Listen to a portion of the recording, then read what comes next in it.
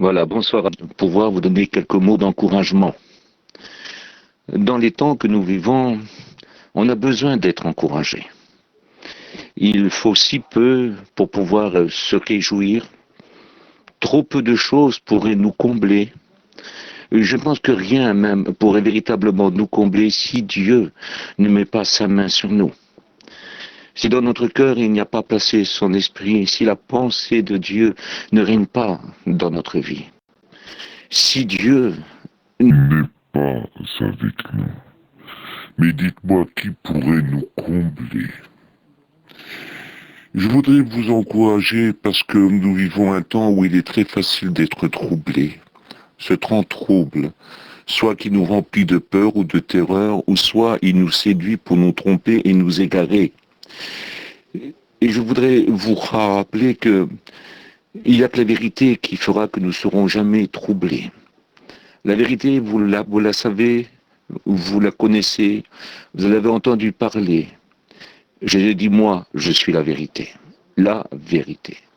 C'est une vérité toute puissante qui est invincible. C'est la vérité qui ne perd jamais de bataille, jamais de combat. C'est la vérité vainqueur. Il ne restera que cette vérité. N'a-t-il pas dit, tout passera, mais ma parole, elle, ne passera jamais. Je lis pour vous, si vous voulez, dans l'évangile de Jean, au chapitre 14 et au verset 1. Et voilà ce que le Christ nous rappelle. Il dira que votre cœur ne se trouble pas. Croyez en Dieu et croyez aussi en moi. Quelle importance. Je recommence, ce verset est tellement beau. Que votre cœur ne se trouble pas. Croyez en Dieu et croyez aussi en moi. Cela voudrait dire que avec lui, il a le pouvoir de faire que nous ne soyons pas troublés. C'est-à-dire qu'il n'y aura jamais un moment dans notre vie où nous allons laisser place au désespoir, où la peur, écoutez, où la panique nous ferait devenir déraisonnables. Non, non, non. Que votre cœur ne se trouble pas. C'est-à-dire que vous ne serez jamais abandonné, il est toujours là. Et surtout, mes amis, il est présent, mais avec sa force, avec sa puissance, avec sa victoire. À lui soit la gloire, à lui soit la victoire, à lui soit le règne. Que votre cœur ne se trouble pas. Jésus dit, croyez en Dieu et croyez aussi en moi. Écoutez, c'est lui qui nous l'a promis. C'est lui qui nous l'a promis. Quelle importance. Je dis pour vous aussi, si vous le voulez bien, dans Jean 14, verset 27, il dira, je vous laisse la paix. Je vous donne ma paix. Je ne vous donne pas comme le monde donne. Que votre cœur ne se trouble pas. Je recommence. Jésus savait très bien que l'eau trouble, vous savez, l'eau trouble, c'est une eau qui n'est pas claire. Elle n'est pas nette. On ne voit rien. Écoutez, c'est comme une eau ténébreuse. Une nuit épaisse et on ne voit pas le fond. C'est-à-dire, on ne voit pas le bout du tunnel. Mais lui, il dit, je vous laisse la paix. Je vous donne ma paix. Moi, je ne vous donne pas comme le monde donne. Que votre cœur ne se trouble pas. Quelle importance, quelle importance. Qu'est-ce que cela peut dire? Eh bien, cela veut dire qu'en tout temps et en toutes circonstances, écoutez, l'impossible devient possible. Le rêve dans la foi peut se réaliser. Est-ce que la foi n'est-elle pas la manifestation des choses qu'on espère et la démonstration des choses qu'on ne voit pas? Il dit, je vous laisse la paix. C'est-à-dire qu'en pleine tempête, il reste toujours une solution. Il y a toujours, écoutez, un autre bord. Il y a toujours une rive pour nous accueillir. Il y aura toujours, toujours, toujours, toujours à la clé une délivrance. Quel important, je vous laisse la paix et je vous donne ma paix. D'autres versions disent je vous laisse la paix et je vous donne ma joie. C'est pas seulement n'importe quelle paix qu'il donne, c'est la sienne, souvenez-vous. Il nous est marqué dans la parole de Dieu que Christ était monté avec ses disciples dans une barque et il avait dit à ses disciples traversons de l'autre côté. Et lui se mit à dormir. Il est écrit que la tempête a commencé à souffler d'une façon particulière, une tempête qui d'un seul coup est venue et même un tourbillon a fondu sur le lac. Écoutez, il ne pouvait pas échapper. La force, il ne l'avait pas. Et aucun marin, écoutez, que ce soit Pierre, Jacques, Jean, ces marins expérimentés pouvaient s'en sortir. Mais lui dormait paisiblement. Il était avec eux. Il leur avait dit, passons de l'autre bord. Pour lui, c'était une assurance.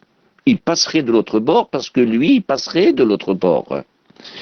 Et quelle importance, quelle importance. Et il nous a montré que lui dormait et ils ont commencé à paniquer, ils ont eu peur, car il est écrit que la barque se remplissait d'eau. Et voici, ils l'ont réveillé en lui disant, réveille-toi, ne t'inquiètes-tu pas que nous périssons. Mais lui, il sait bien qu'ils ne vont pas périr. Et il sait très bien que lui, il ne va pas périr. Personne n'a le pouvoir de prendre sa vie. Lui, c'est la parole de Dieu. Et souvenez-vous que tout lui doit la vie. L'évangile de Jean, chapitre 1, au commencement était la parole. Et la parole était avec Dieu. Et la parole était Dieu. Et rien de ce qui a été fait n'a été fait sans elle. Car tout ce qui a été fait par elle. Il est écrit qu'en elle était la vie, était la vie. Et la vie était la lumière du monde. C'est-à-dire qu'il y aura toujours une issue. Il y aura toujours la lumière. La lumière va paraître. Et vous savez très bien que la lumière a de l'avantage sur les ténèbres, a de l'avantage sur la nuit. Quand elle paraît, les ténèbres reculent. La nuit recule. Ils l'ont réveillé. Et puis il s'est levé dans la barque. Et puis il a ordonné au vent. Et il a ordonné à la mer de se calmer. Et à l'instant même, ces créatures, ces deux créatures, le vent et la mer, lui obéir, et tout devient calme. Ils lui ont dit, mais pourquoi avez-vous eu si peur? Pourquoi êtes-vous sans foi? Pourquoi avez-vous eu peur, gens de peu de foi? Et malheureusement, nos peurs et nos troubles viennent souvent de notre petite foi. Une fois qu'on a besoin d'agrandir, lui seul peut l'agrandir. Et ce n'est pas un déshonneur de lui demander, Seigneur, augmente-nous la foi. Il est d'accord pour nous augmenter la foi. Il est d'accord pour nous aider. Il sait que sans lui, on ne peut rien faire. On a besoin de lui. Il est prêt à nous aider. Si nous reconnaissons que nous avons besoin d'aide dans ce domaine-là, il est prêt à nous aider. Écoutez, il a le pouvoir. Écoutez, ce qui est extraordinaire, c'est qu'aujourd'hui nous avons un avantage sur les hommes, sur les apôtres qui étaient avec lui dans la barque. Il était à côté d'eux et là il dormait. Mais aujourd'hui, c'est encore mieux. Aujourd'hui, on l'a dans notre cœur. Il est dans notre vie.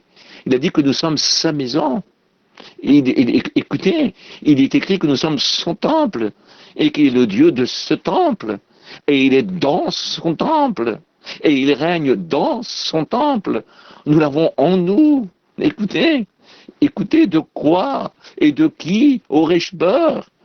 De qui et de quoi je pourrais trembler? Dieu est avec moi. Qui sera contre moi? Prenez courage. Mes frères, mes sœurs, prenez courage. Il y a toujours une issue. Écoutez, avec l'épreuve, il a le moyen de nous en sortir. Un mot de lui et tout change. Il est avec vous. Ne le cherchez pas, amis chrétiens. Frères chrétiens, sœurs chrétiennes, ne le cherchez pas. Il est en vous. Il est avec vous. Et il désire véritablement vous bénir. Écoutez, il n'est pas absent. Et quand le malheureux crie, l'Éternel l'entend. Et il le délivre. Mais il est là. Écoutez, il est dans son temple. Il est dans son temple et il règne. Et vous, chrétiens, vous êtes le temple du Saint-Esprit, vous êtes le temple de Dieu. Vous, chrétiennes, vous êtes le temple du Saint-Esprit, le temple de Dieu. Christ n'a-t-il pas fait cette promesse? Et voici, je suis avec vous tous les jours, jusqu'à la fin du monde. Regardez ce beau passage aussi de la Bible, dans le livre de Philippiens, au chapitre 4, de 6 à 7. Il est écrit, ne vous inquiétez de rien, mais en toute chose, par la prière et la supplication, avec action de grâce. Faites connaître à Dieu tous vos demandes, et la paix de Dieu, qui surpasse toute intelligence, gardera vos cœurs et vos pensées en Jésus-Christ. Oh, que son nom soit béni. Ne vous inquiétez de rien. Cela veut dire qu'il y aura des situations. Ça veut dire qu'il y a des situations où on aurait sujet de s'inquiéter. Non, pas avec lui. Ne vous inquiétez de rien. Écoutez, il n'est pas absent. Je recommence. Il n'est pas absent. Il est tout près de ceux qui l'invoquent. Écoutez, on ne peut pas faire plus près. Parce qu'il veut habiter, remplir le cœur, remplir la vie de celui qui l'invoque. Il le désire, il le désire. Ne vous inquiétez de rien, mais quand même, ce n'est pas des mots en l'air. Écoutez, c'est celui qui est le grand vainqueur. C'est celui qui appelle les choses qui n'existent pas et qu'elles apparaissent. C'est lui qui nous ordonne ces choses. C'est lui qui nous recommande ces choses. C'est lui qui nous conseille ces choses. C'est lui qui s'avance. C'est lui qui s'avance parce que lui s'inquiète pour nous. Parce qu'il sait que nous sommes trop faibles. Il veut pas que tu t'inquiètes, mais lui il s'inquiète pour toi. Il veut pas que tu l'oublies.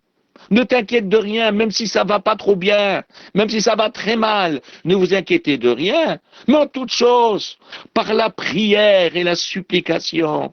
Mes amis, je ne peux pas prier pour une chose que je sais faire. Je sais me lever tous les matins. Écoutez, je sais faire les lacets de mes souliers. Je vais pas prier pour faire ces choses-là. Je prie pour des choses que je ne peux pas faire. Des choses, écoutez, dont Dieu seul peut faire. Si je peux le faire, écoutez, si j'ai de l'argent dans la poche pour m'acheter quelque chose, écoutez, je ne vais pas demander à Dieu, non, je l'achète et c'est tout. Je demande à Dieu des choses impossibles pour moi. Des choses que personne ne peut faire pour moi. Simplement ce que Dieu peut faire. Alors je demande de me garder. Je lui demande de me protéger. Le meilleur père, la meilleure mère, la meilleure, les meilleurs des enfants. Il aurait été impossible de garder qui que ce soit. Mais qui peut nous garder dans la paix, dans la tranquillité? Mais qui peut nous aider? Mais qui peut nous aider? Eh bien oui, Dieu fait des miracles. Ce n'est pas étonnant. Dieu ne fait que des miracles. Si Dieu voudrait du pain, il n'irait pas semer du blé. Il irait pas dire au moissonneur, allez, faites la boisson. Il irait pas, écoutez, amenez le bon grain chez le meunier et qu'il fait de la farine. Et il dirait pas, emmenez cette farine au boulanger qu'il vous fasse un pain. Il va dire que le pain apparaît. Et le pain apparaît. Il peut même changer les pierres en pain. Vous le savez très bien. Il peut même changer les pierres en pain. Et il est d'accord, écoutez, pour faire des belles choses, des belles choses. Ne vous inquiétez de rien, mais en toute chose par la prière et aussi par la supplication. Qu'est-ce que ça veut dire, supplier? Parce qu'après tout, c'est très bien que c'est par grâce. On ne le mérite pas. Ça se paye pas. La Bible dit, heureux les mendiants de l'esprit, c'est-à-dire, c'est par grâce, souvenez-vous le lépreux. Il sait que le Seigneur peut le purifier. Mais se jetant à ses pieds, que va-t-il dire?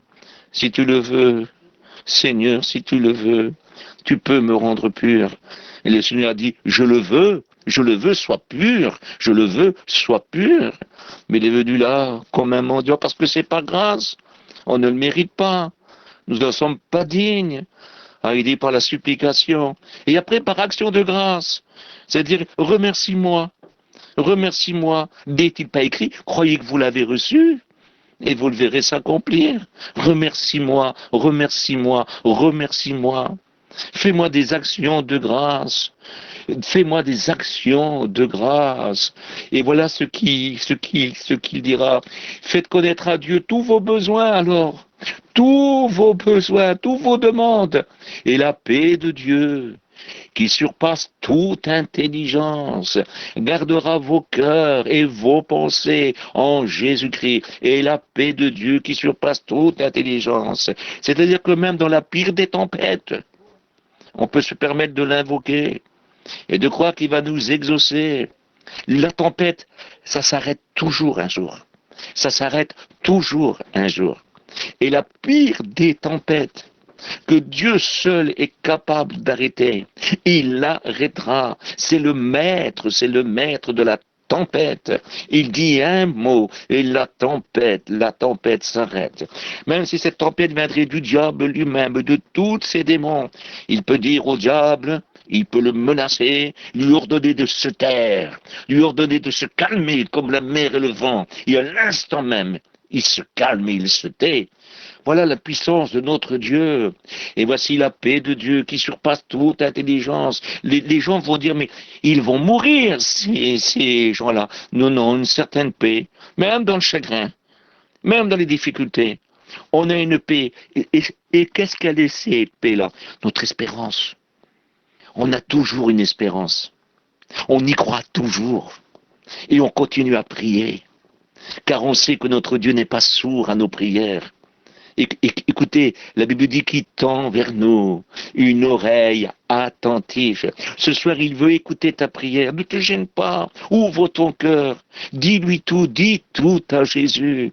Dis-lui tout sans rien cacher. Dis-lui tout. Dis-lui tout. Il est prêt à écouter ta prière. Et le Dieu de paix qui surpasse et le Dieu de paix gardera vos cœurs et vos pensées en Jésus-Christ, votre Sauveur. Voilà ce qu'il veut faire. Voilà ce qu'il veut faire pour vous dans cette soirée.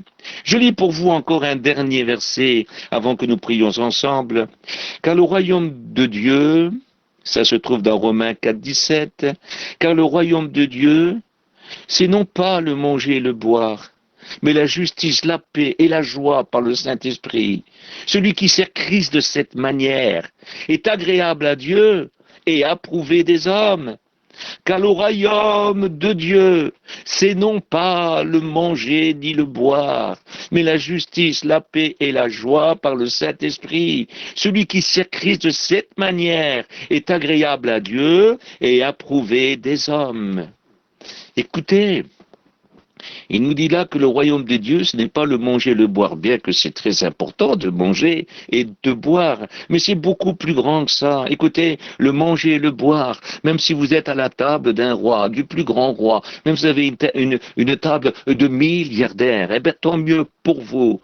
Et même si vous êtes pauvre, et que vous avez la table d'un petit mendiant, le royaume de Dieu, ce n'est pas le manger et le boire, mais non, mais la justice. Oh, qu'est-ce que c'est pauvre. Mes amis, trouvez justice.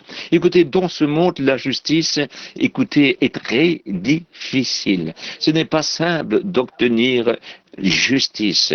Mais en Dieu, le remue, c'est la justice, c'est la paix. La paix, la paix, la paix avec Dieu. Avez-vous fait la paix avec Dieu? Êtes-vous en paix avec Dieu ce soir? Écoutez, il est possible que vous avez une très belle table. Il est possible que vous avez une table qui est pas bonne. Possible que vous avez une vie glorieuse. Possible que vous avez une vie de misère. Mais le royaume des cieux, ce n'est pas le manger et le boire. Non, non, non, non. Ce qui est important, écoutez, ce qui est important, c'est la justice. Dieu peut vous faire justice en Jésus-Christ.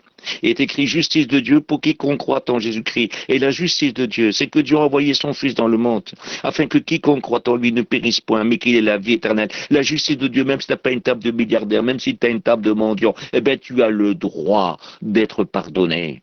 Tu as le droit d'être sauvé. Tu as le droit d'être secouru. Tu as le droit d'être guéri. Et le Seigneur désire le faire pour toi ce soir. Et même si tu es riche,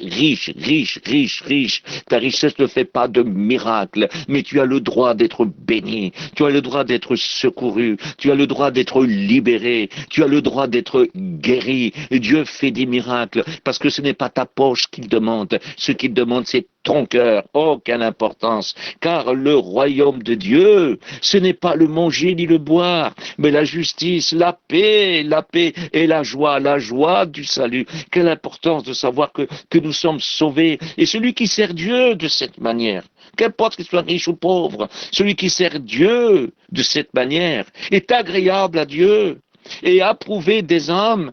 Les hommes vont lui dire, même qu'il est pauvre ou même qu'il est riche, veut dire celui-ci là, c'est un véritable chrétien, parce que lui, ce qui est extraordinaire, sa justice, sa paix et sa joie, il ne la trouve pas parmi les hommes, il ne la trouve pas parmi la richesse ou la pauvreté, il la trouve en Dieu. Quel homme de foi, quelle femme de foi. Et celui qui sert Christ de cette manière-là est agréable à Dieu, oui. Oui, Hébreux 11 au chapitre 6, il faut que celui qui s'approche croit que Dieu existe et qu'il récompense celui qui croit en lui, qui le cherche, car sans la foi, on ne lui est pas agréable à Dieu. Et Dieu, ce qu'il veut, c'est que tu lui ouvres ton cœur, qu'importe qui tu es, qu'importe qui que tu sois ou quoi que tu sois. Dieu a préparé une place dans son cœur pour toi par le moyen de la croix. Son Fils bien-aimé est mort, pas pour juger le monde, mais pour sauver le monde. Et il désire ce soir te sauver.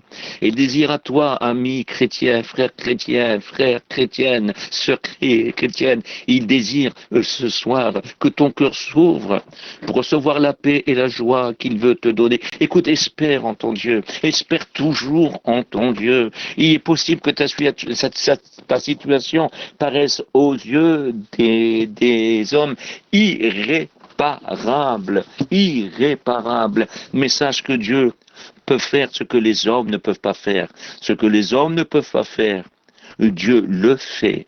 Et il désire le faire pour toi, il désire le faire pour vous, il désire le faire pour nous. Il désire nous donner ce soir ce que nous avons besoin. Alors, je vous en supplie, approchez-vous avec assurance auprès de celui qui est sur le trône de la grâce, celui qui règne sur la grâce, Jésus-Christ, la grâce, qui a été écrit, car la grâce, source de salut pour tous les hommes, pour toutes les femmes, a été manifestée. Et Jésus est assis sur le plus grand de tous les trônes, le trône de la grâce, parce que c'est de la grâce que se manifeste toute la puissance et tout l'amour de Dieu. Et Dieu veut manifester ce soir pour vous, pour moi, pour nous tous. Dieu veut manifester sa puissance, sa grâce, son amour sur chacun de nous au nom de Jésus-Christ. Que Dieu vous bénisse. Nous allons prier ensemble. Je veux louer Dieu. Merci Père. Merci pour ces quelques mots. Merci pour cet encouragement. Merci pour cette exhortation. Elle me fait du bien, Seigneur. Elle me fait du bien. Parce que ce sont des paroles de vérité. Ta parole est la vérité. Et tu es la vérité. Et nous vivons de cette vérité. À te revient toute la gloire ce soir. Dans le nom de Jésus. Amen.